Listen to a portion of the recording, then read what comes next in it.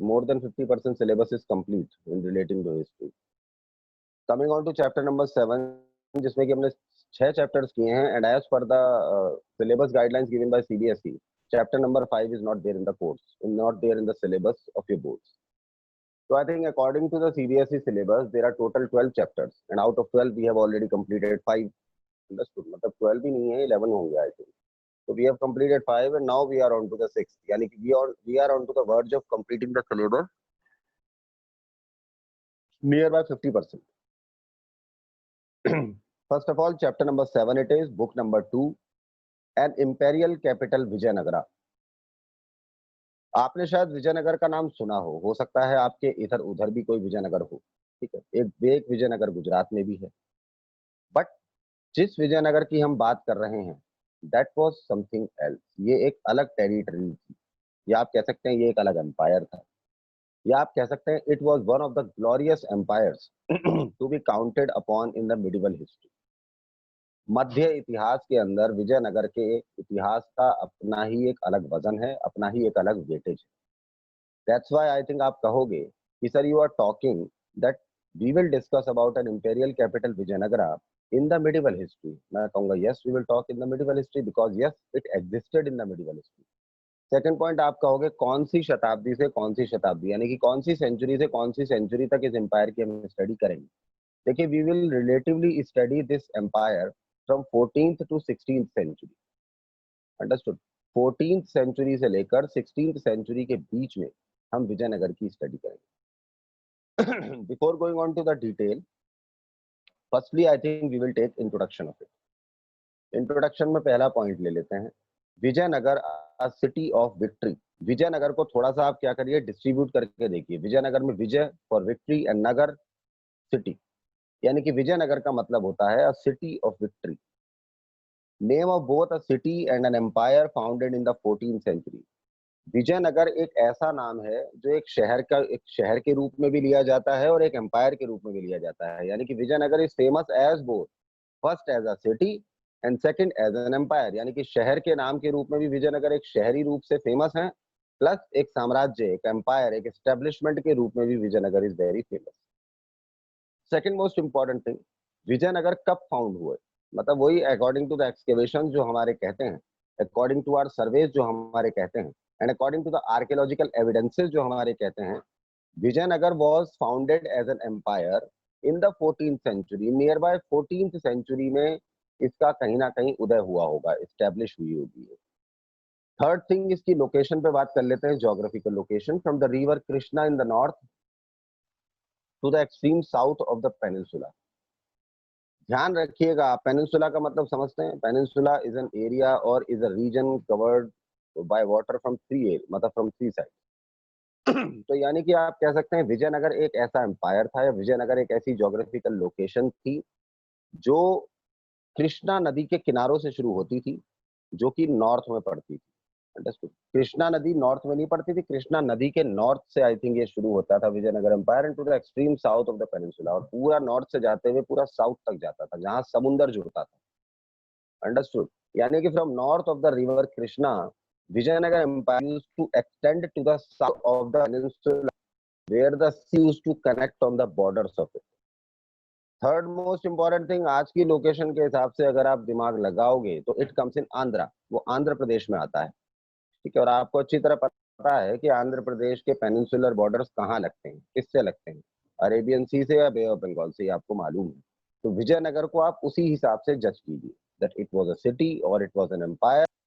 जो आंध्र मिड से स्टार्ट होता था, start from I think from mid, और आई थिंक फ्रॉम आप कह सकते हैं 6 degree latitude from the north to south से स्टार्ट होता था और extreme to south of the peninsula तक जाता था.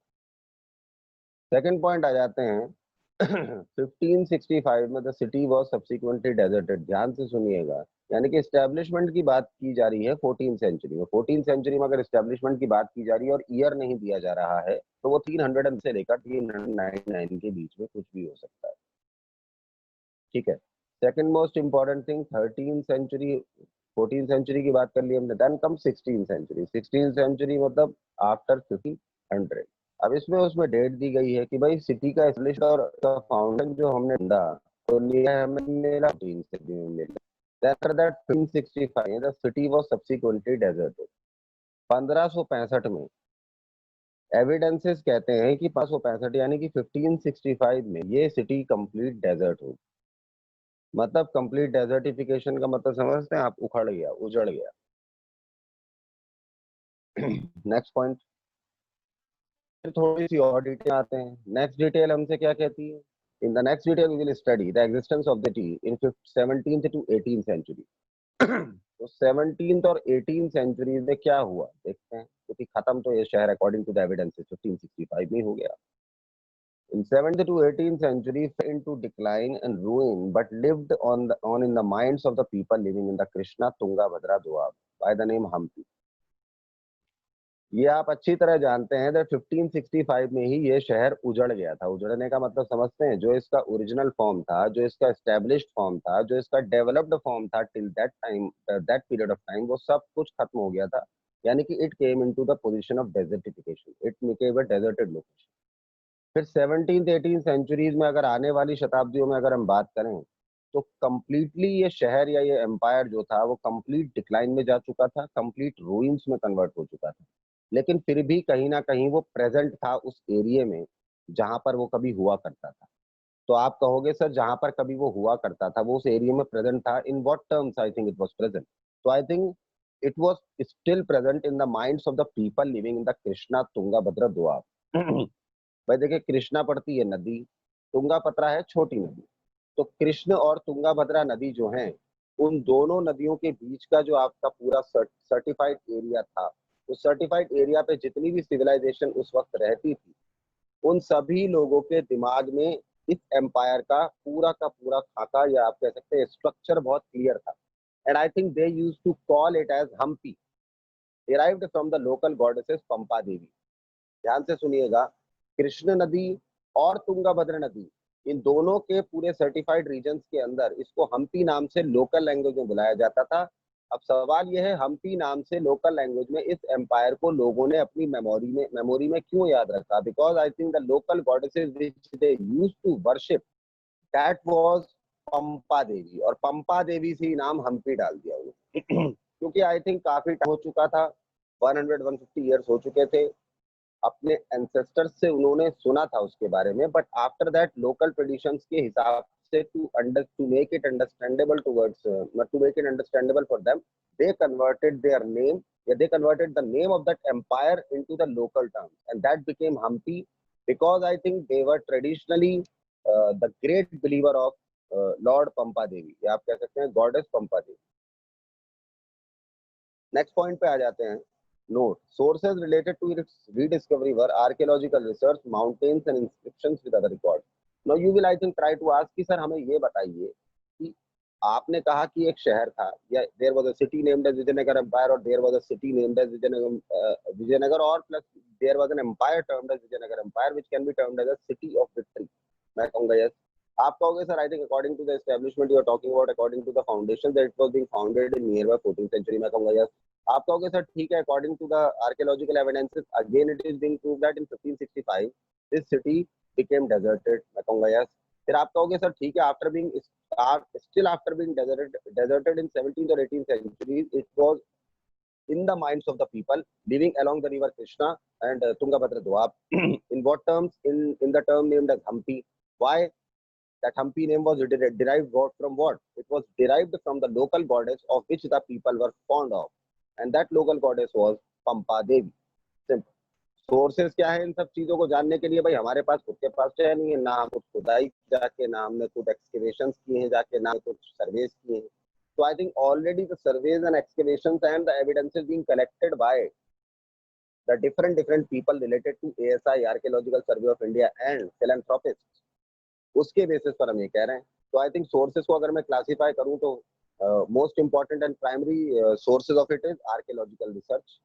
अंडरस्टूड? आर्कियोलॉजिकल रिसर्च यानी कि आर्कियोलॉजी के द्वारा किए गए सर्वेज और एविडेंसेस के बेसिस पर जो research. Second, mountains of those time, जिसके आप कह सकते हैं कि रूइंस, या जिसके आप कह सकते हैं कि इंट्रिकेशंस और इंडिकेशंस और प्रेजेंस तब भी फील की गई जब आई थिंक उस पर रिसर्च चल रही थी। and inscriptions with other words, and I think inscriptions of those times. I think there were many metallic pillars on which I think many written records were mentioned who were directly related to Vijayanagar Empire. वो भी एक source of information के रूप में उन्होंने काम किया. So I think today we have started Vijayanagar, an imperial capital, and after that we started. After being started, I think we completed the introduction of Vijayanagar Empire. Now from tomorrow I think we will go into the deep roots of this chapter by starting the discovery of Hampi. क्योंकि अब आप जानना चाहेंगे कि sir Hampi के रूप में इसको डिस्कवर कैसे किया गया, क्योंकि एज विजयनगर तो ये बहुत पहले खत्म हो गया. Then as Vijayanagar it was being already I think devastated in nearby I think 1565. Then in 17th 18th centuries it was rediscovered as Hampi. In local language, in local terms, in local traditions, the people again started to call it as Hampi. And what was the reason? I think you know that they were derived. Yeah, they were, I think, fond of their. I think they had a great belief on their local goddess termed as Pampa Devi. पंपा देवी से हम्पी बना दिया.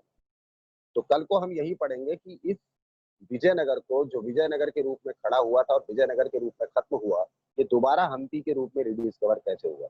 Tomorrow we will go on to that mission to discover Vijayanagar as Hampi. So I think all the students come onto the screen, please.